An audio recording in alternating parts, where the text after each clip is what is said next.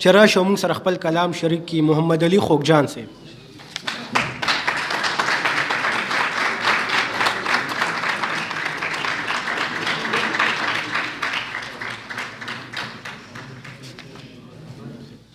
بسم الله الرحمن الرحیم. که د کونړ که د لغمان دي که د پکتیا که د میدان دي بس چې په هر وطن افغان دي په ما د خپل ځان ګران دي د پښتنو دنګ شملې خړ صادرونه. د خبرو وخت خو نه دی راکړی خو د نظم ورکشه نظم بیومه چې عنوان یې دی لیونې. د مزغو جرنده مې د سوچ په دانو ډېره تو کړه د فکر ټال کې مې بې درېغه جوټې ووخلې خو هېڅ په مقصد د دې نامراده ژوندون پوه نه شوم چې یو لیوني راته نن وویل لیوني یې څه کې. خواصه مې کېنولو سوال مې ته نه وکړو ګرانه لیونی ته یې او که زه لیونی ښکارم درته.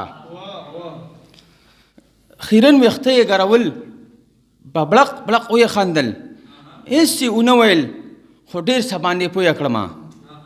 زما د سوچ دنیا ته نوې یوه لار کولاو کړه زما د سوچ دنیا ته نوې یوه لار جوړه کړه چې په موږ دواړو کې اصلي لیونی کم یو به وي. مننه. نو د سوچ کښتۍ کې مې د فکر ماڼګی کېنولو او د ژوندانه په لوی دریاب کې ښکار له ووتم. صابر صاحب یو وړه غوندې خاکه مې د ژوندون سازه کړه او بیا مې د عقل په پرکار پې زاویې جوړې کړې چې ځان مې وکتو نو هر طرف نه ګیرو مزو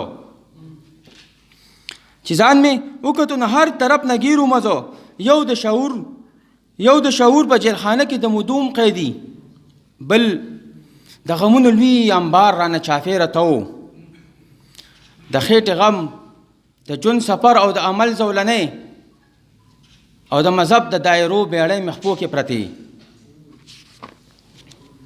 د قید و بند په دې ژوندون باندې هم خلاص نه وم چې د محشر د دار تخته راته رامخکې شوله. بیا مې نظر د لیوني په ژوندون وګرځو چې نه پې یره څه د شر او د محشر پرته وه پیزار یې نه و خو په پښو کې یې بیړۍ هم نه وي تڼۍ یې نه وي خو ګریوان کې د چا لاس هم نه و. د دې دنیا او د بقا غمونه یې نه پېژندل بس په یو خپله جنتي دنیا کې ورک ګرځېده.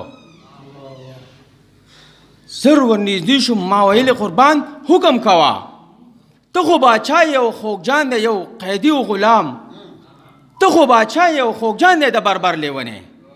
مننه.